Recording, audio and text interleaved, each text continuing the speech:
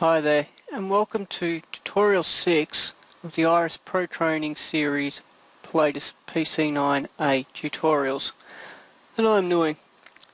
In this tutorial we're going to be taking a look at flight planning and how to apply it to the PC-9.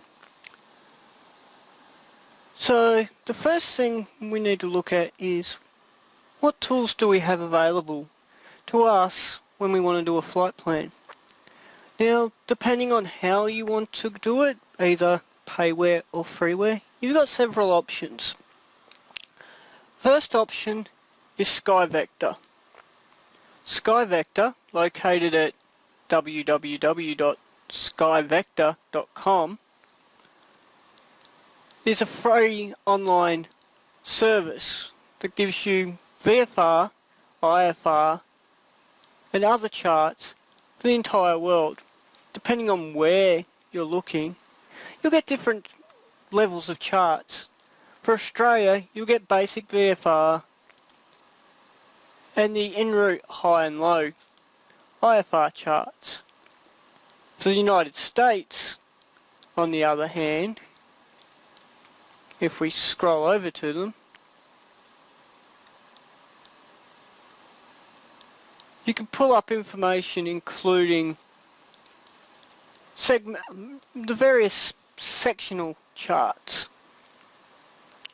such as the Seattle sectional chart, the Great Falls sectional chart, Salt Lake City, and various others, all which are used in the real world for helping you navigate. For the purpose of this video, we're just going to use the standard world and VFR and IFR charts because we'll be focusing out over on Australia.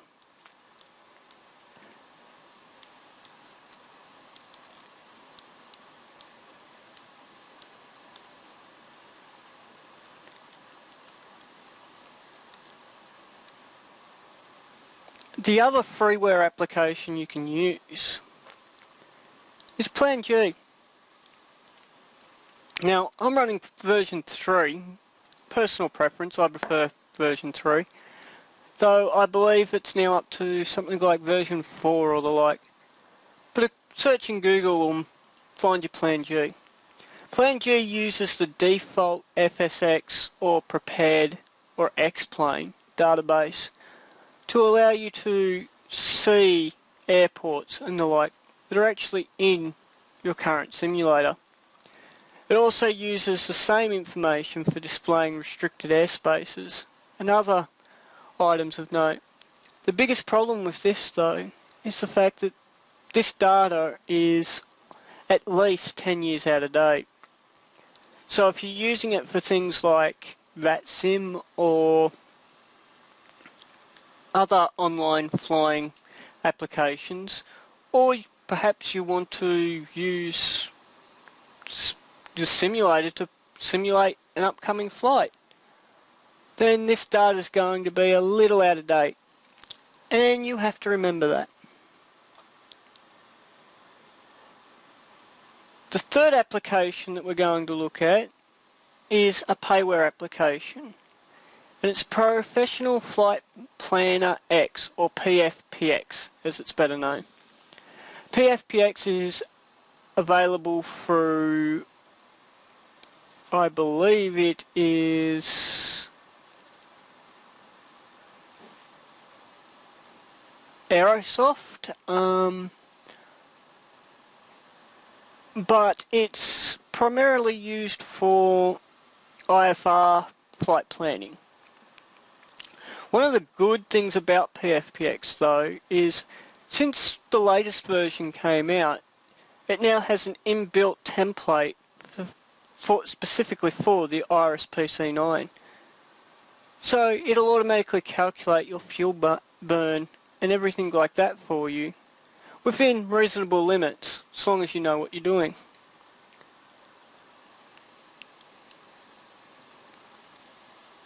So, let's look at planning out a flight in all three apps. Of course, There is one other little bit of data that we do need, and that we can find right here, which is the PC-9's fuel burn data. We need this so that we can calculate how much fuel we need to get to where we're going. The first flight we're going to plan here is a short trip. We're going to do a VFR flight that takes us from Pierce here over to Clackline, then to Cundanon,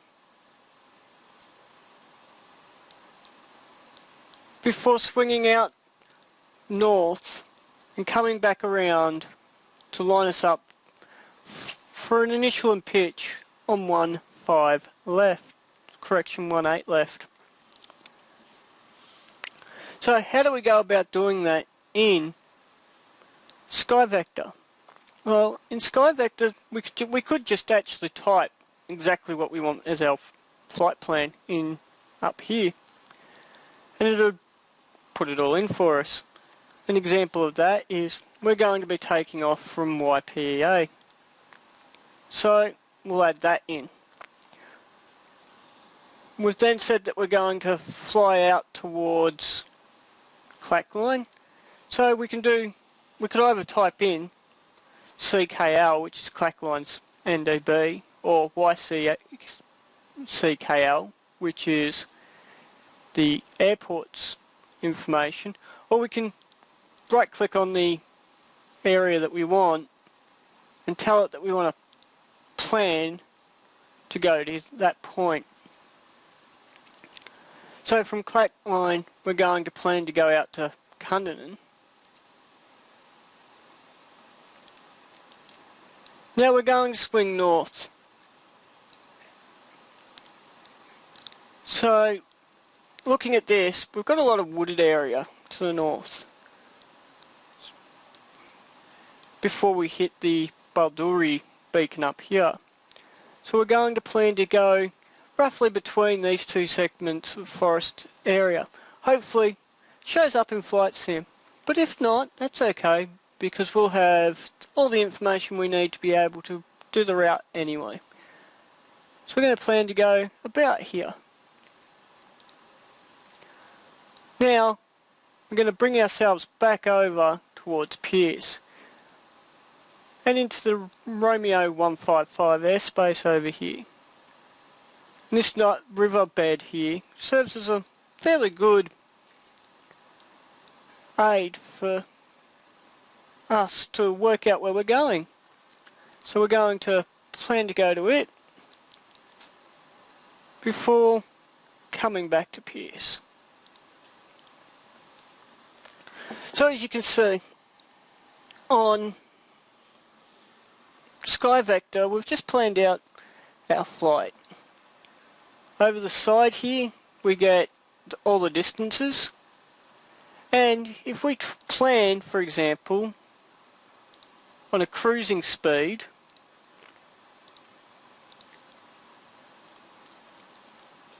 of say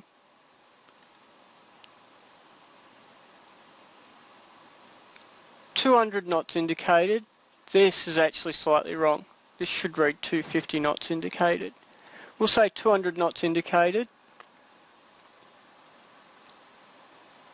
We know that our ground speed, if we're flying at say 9,000 feet, is actually going to be 229. Let's not get ahead of ourselves. So if we type that in here and hit enter, it's giving us all the information we need to actually fly this route. We know that we have 28 nautical miles from Pierce and we want to be flying generally easterly, and that we should hit Clackline in 7.3 minutes. From there, 34 nautical miles to Cundanon, or 8.9 minutes. another 9.2 to our first waypoint up here, 12.6 to this one, and 8.1 back to Pierce, for a total of 176.4 nautical miles, or 46.2 minutes in the air. Now, that's important. These numbers are important, or especially this one, because it allows us to work out our fuel burn. If we simplify the fuel data down to the most basic, we said that we're going to be climbing to 9,000 feet. So it's going to take us roughly 2.9 minutes to climb to 9,000 feet. During that period, we're going to burn 27 pounds of fuel. So if we grab a quick sheet here, our climb is going to be 27 pounds, and we're going to cover 6.8 nautical miles. Now our descent from 9,000 feet, 2,000 knots indicated on the instrument, it's going to take us approximately 15.4.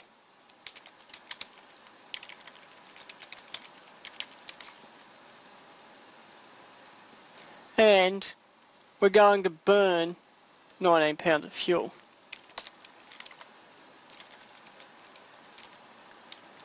So we've got how much we're going to climb, how much we're going to descend. We just need to know how much we're going to be cruising along at 2,000 feet, at 9,000 feet for, and 200 knots. So if we look at our original nautical mile total, 176.4 nautical miles,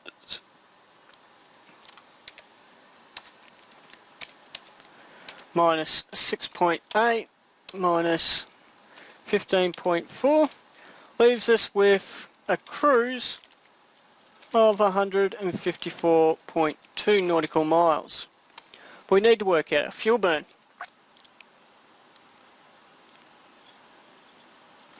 So we know roughly how long we're going to be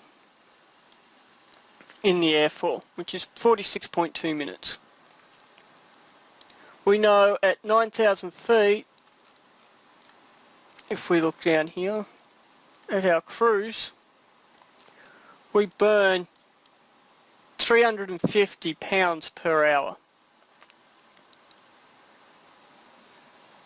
So if we're going to be airborne for 46 minutes, give or take,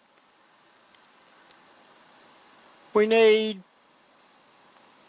to work out how much of that 350 we need. So it's about 0.9 of an hour. So it's 350 times 0.9 equals 315 pounds of fuel. Now on top of that, we need at least half an hour's worth of fuel. So we'll dial in for exactly the same and go for half of 350,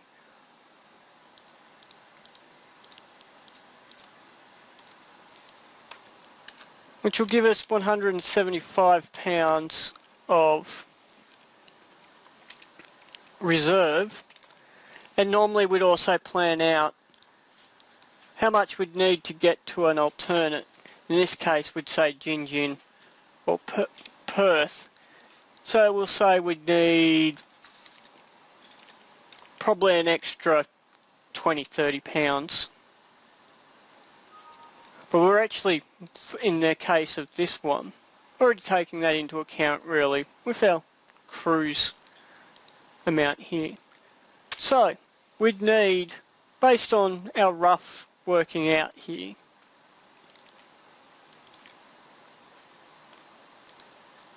$175 plus 19, 315 527 for a grand total of 536 pounds, of which we should land with at least 175 pounds on board the aircraft. That's the basics of the fuel planning, and that basic fuel planning will work through, well, just about any aircraft as long as you've got the fuel burn data. And of course any of the methods we're showing here. But PFPX does it for us. Now a big thing to note is we can't take any of the data here and put it into Flight Sim. Nor can we easily track. It's one of the reasons why I actually like using SkyVector. You can't cheat. You've got your map and you look at it, you hope, and have to do the basic navigation. However, in Plan G, we can connect it to Flight Sim. But we're not actually looking at that right now. What we want to do is plan that same general flight, only in here. So, in here, we're going to first tell it that we want a VFR flight plan. We're going to tell it that we want to start the flight at Pierce. We're then going to go to the Clacktown NDB simply by right clicking and telling it. Then the Cunderdin NDB. Now we know that roughly up here is some wooded area. So, and we know based on our previous planning, it's roughly a square, so we're just going to take a guess and say it's about at Darwin. It's a nice, easy way. And what we're going to do here is actually tell it that we want to add user waypoint to plan, and it'll create us a waypoint.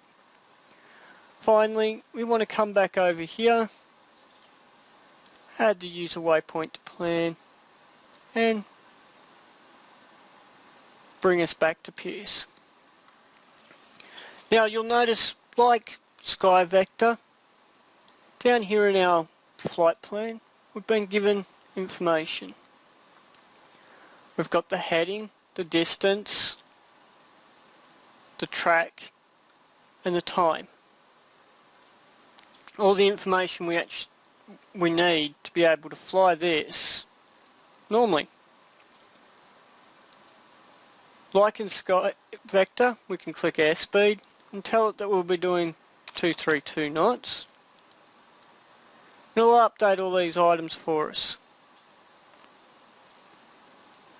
One of the things we can do though is, as I said, connect it to Flight Sim and have it track us while we fly.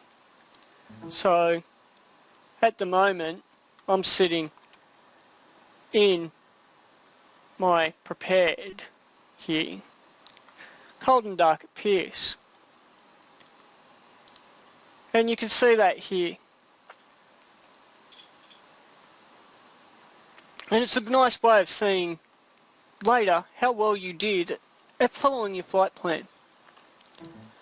Another big one is if you're flying an IFR flight, you can export out that flight plan to Microsoft Flight Simulator. Flight Simulator 2004 prepared will read Flight Simulator X flight plans, or to X-Plane if you're using X-Plane. Finally, of course, we have PFPX.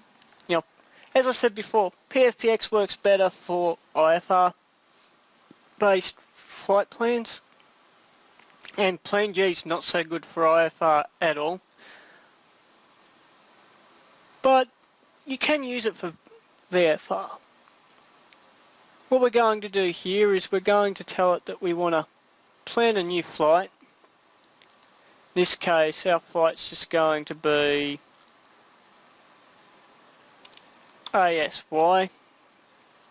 we'll say it's flight number, not ASY 99, from Yankee Papa Echo Alpha to Yankee Papa Echo Alpha, and we'll be flying the PC-9. I've already got my PC-9 already set up. I'm not going to go into details on how to do this in this version. You can work it out based on other tutorials that are available online. Now, it's already calculated based on the current weather and my takeoff time, which runway I'll be taking off on, which is 18 left. It's got my taxi times. I can tell it that I'm a military operation. I'm not a domestic flight, so I'm going to say I'm another flight. I'm flying a standard configuration. I can adjust my weights if I want. Oh, I do want to set a cap on my flight level. I'm going to tell it that I don't want to go over 9,000 feet. My cruise is going to be that. My climb's going to be a 180 MCP climb and a 2000 IAS instrument descent. I don't have anyone but myself on board.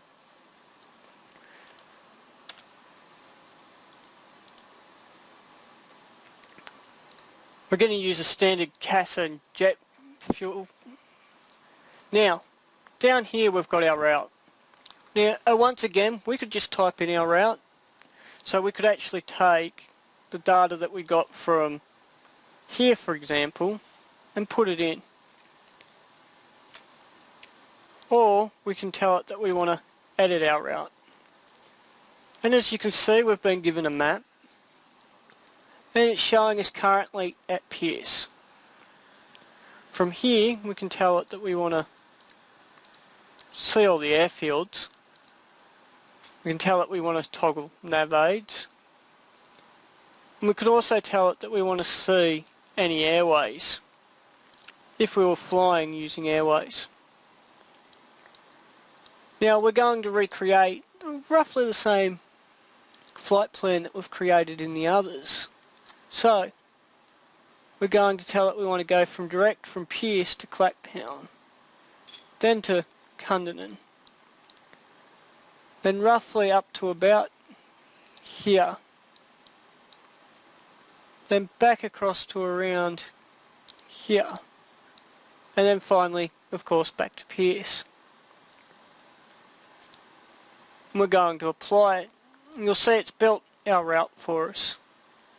Finally, we're going to tell it that we want an alternate. In this case, we're going to tell it it's Pierce. That's that it's Perth down here. And hit the apply. And then tell it to automatically find the route for us. At this point, we can tell it that we want to compute the flight. And you'll notice that it's basically filled out all the detail for us. We've got our fuel plan, our flight path, which gives us all the times we'd need along here, ATC slip, a weather briefing, and the NOTAM's currently active.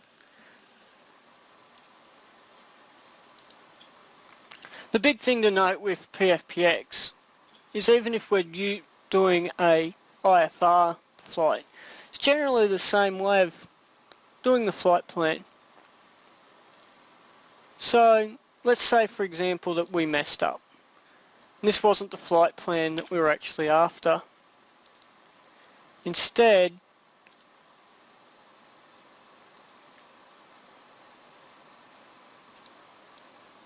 we wanted to do a flight plan that was going to take us out to the BIU VOR and across to Jerem Bay VOR over here.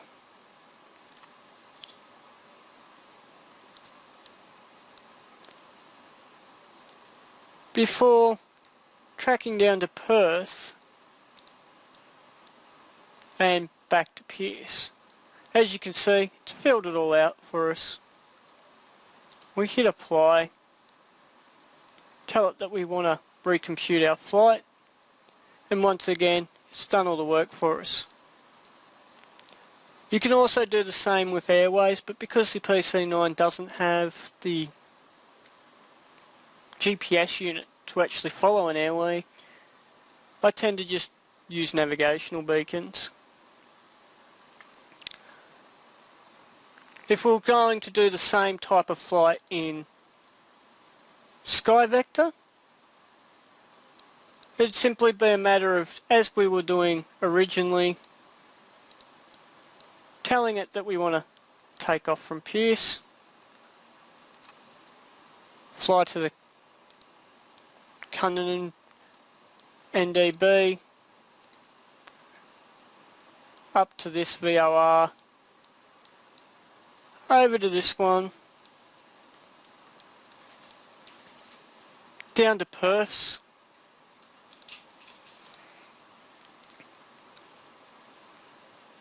and then back to Pierce. And of course it's giving us all the frequencies that we'll need as well. That's just, you have to do all the flight fuel planning yourself. In Plan G, it's a similar task. We'll tell it that we want to do a new plan, start the flight at Pierce, fly out to the Cunnanan NDB, fly up to the BIU VOR, cross to JMB's VOR, down to the Perth VOR, back to the Pierce VOR, and then finally landing at Pierce. Once again, it's given us all the frequencies, all the timing that we'd need. But like with SkyVector, you'd need to do the fuel planning yourself. That's one of the best things about Professional Flight Planner X. It helps cut down some of the fuel planning requirements. So that's just a quick look at how we plan IFR and VFR flights for use with the PC-9. In the next tutorial, we'll look at actually flying a VFR route that was planned out with SkyVector. Anyway, my name's Rob. Hope you enjoyed the tutorial. I'll catch you next time.